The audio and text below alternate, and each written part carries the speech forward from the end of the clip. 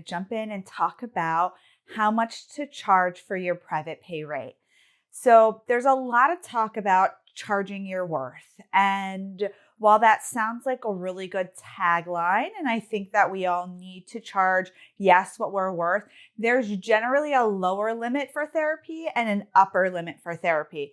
Now, I'm going to say this and I might be wrong, but I don't know anybody charging $500 an hour for therapy.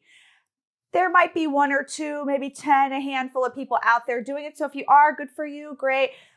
But there's a general range anywhere, like I've seen on the low end when people are just starting out or taking something like Open Path Collective, they charge as low as $50 and an upwards of $250 an hour. So that's the general range. People who are specialists, do something really specific, amazing in their field, are really confident about money, or in high private pay market, are closer to the $250 range an hour. Again, people just starting, maybe in a specific area, they might start closer to $50.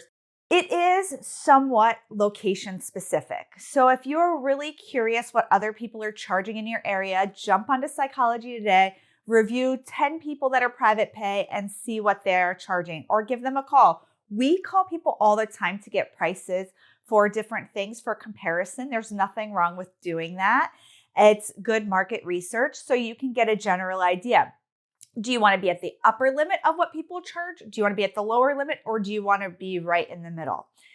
I have told this story before, maybe in one of these videos or some presentations that I've done, is I actually got feedback from a coach that I needed to jump up my price $25 to more of an upper range of what people were charging. And I found that I was not able to convert clients as easily versus a little bit of a lower rate. So I actually found for me, it was better to keep a little bit of a lower rate. It was still a good rate. I think it was $150 an hour. Somebody had encouraged me to go to $175. And I just found when I was going to $175 that either people didn't like the math, or they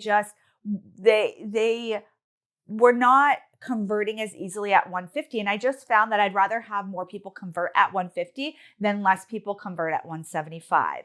And this was, a couple of years ago, maybe, the tide has changed. So play with it, practice with it, charge $100, charge $150, charge $200, and see how your conversions are going.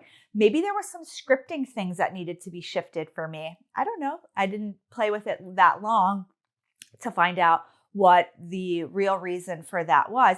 But look at a variety of things. Look at what people are charging around you. Look at your specialties. Look at if you stand out.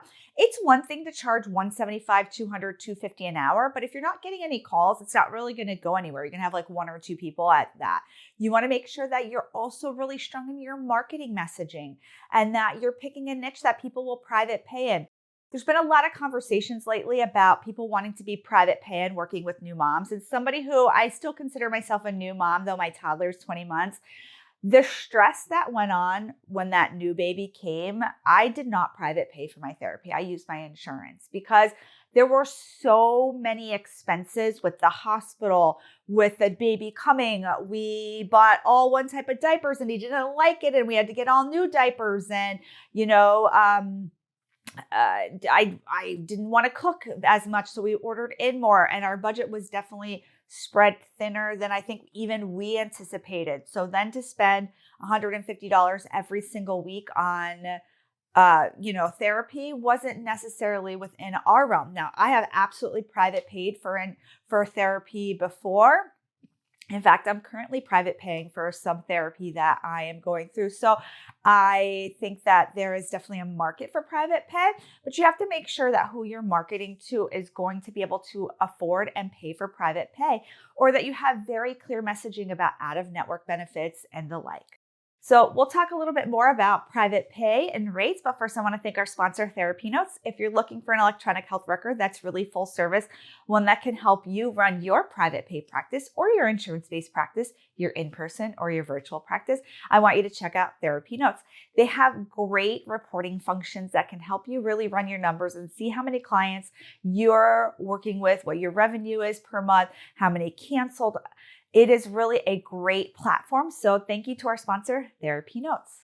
So going back to setting your rate, Know that your rate doesn't have to be like one and done, that you can adjust your rate throughout the years or as you feel necessary.